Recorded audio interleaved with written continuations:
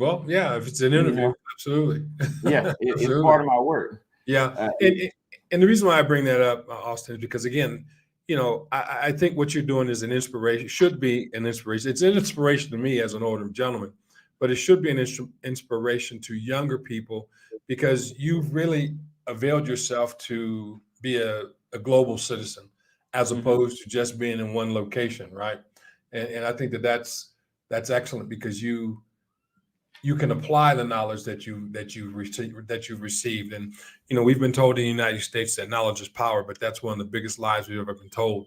The second lie was that you too can become president, right?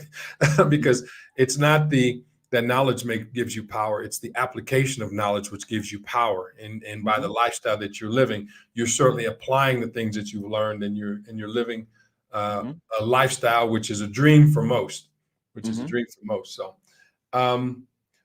Let me see here.